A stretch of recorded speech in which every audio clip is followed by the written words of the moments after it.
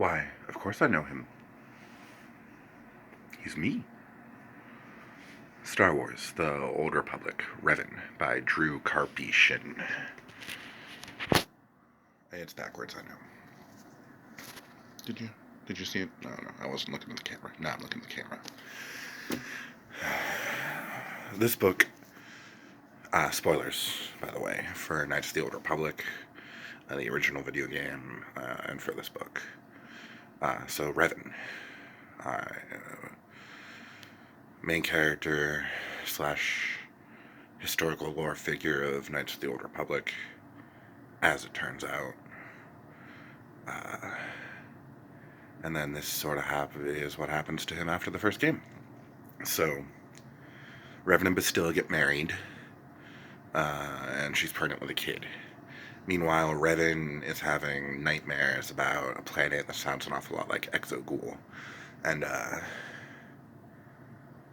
he knows that he and Malik went to that planet and learned some truth, but he doesn't know what it is because the council wiped his memories. He doesn't have any of his memories, so he doesn't know what's going on.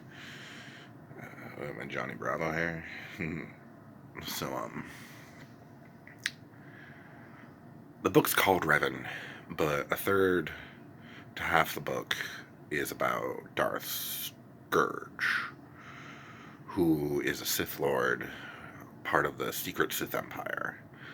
And he goes to a member of the Dark Council's court, Darth Nyrissa or something like that. They're both pureblood Sith. They're red. They got the tendrils.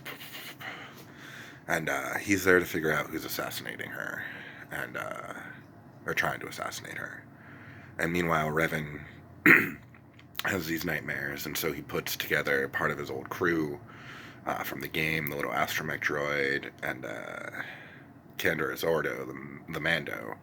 And they go off to try to find the Mandalorian mask, which they think will help Revan uncover more memories, and then it'll help Kandor Azordo's people, because the Mandalorians have been shattered since Revan hid the mask.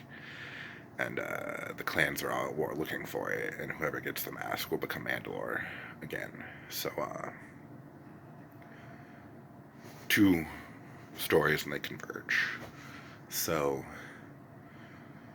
Nyrissa gets Scourge to assassinate another Sith Lord from the Council, and as it turns out, she believes truthfully that the Sith Emperor, who's been the Emperor for 1,000 years, wants to attack the Republic, and probably won't stop there, but will destroy all life in the galaxy. And they keep saying he'll do that because he not only destroyed all life on his home planet, but he sucked the Force out of it, so it's a Force void even.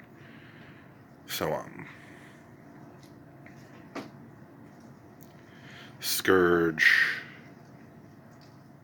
agrees that the Emperor must be stopped, but Nyrissa is moving too slowly. Meanwhile, Revan and Canderous find the mask. Canderous becomes Mandalore. He pisses off to go do whatever. And Revan gets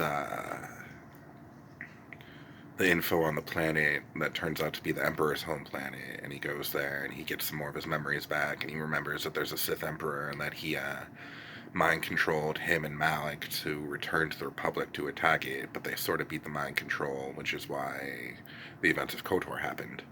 So Revan, I can't remember why, but he gets captured by the bad guys, and so now he's a prisoner of Darth Scourge. And Mitra, who I think is from KOTOR, but I haven't played it in so long. She might not have been, actually. She was from the Mandalorian Wars. So she's a Jedi who was bros with Revan when he was a Jedi, and she takes up the search for Revan at Bastilla's insistence, because it's been 4 years, and his son's now 4, and Revan hasn't seen his son. And his name's Navarre, which is where letters of Revan mixed around, which would almost make the stupid name list, but doesn't. It's this close, though. It's no Jelf, let's say that. So, Scourge and Revan end up working together, obviously, with Mitra or whatever her name is, to try to defeat the Emperor. And spoilers for the ending, which is a real empire of an ending because it doesn't go well. Revan becomes prisoner. Uh, Scourge betrays them in the final fight to the Emperor. And so Scourge betrayed them to buy time because he still thinks he can stop the Emperor from killing all life in the galaxy, but from the inside. And meanwhile, Revan is a prisoner and he's playing the long game because while the Emperor's feeding off of Revan, it's a two-way mind link. And so Revan's plan is to just slow the Emperor's war plan down enough that his son will survive, like 100 years being a prisoner. And so, the end. And then there's an epilogue where Bastilla's a grandparent and her son Navarre's like got kids and a family and they're visiting Bastilla and they're like, your father never came home, we miss him. And then Bastilla takes a nap and she dreams about Revan. The end.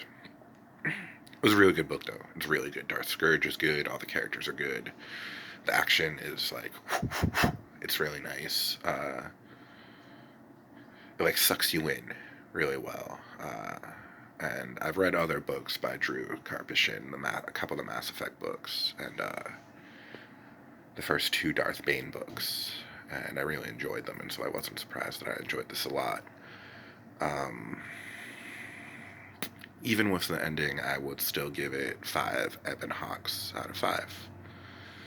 So, until next time, have a nice life. Stop and smell the roses. You still gotta wear a mask if you're watching this, because you're one of my, 10 friends that watches it. And next time we'll be doing Star Wars The Old Republic Deceived by Paul S. Kemp. So I'll see you probably in about a week. Bye.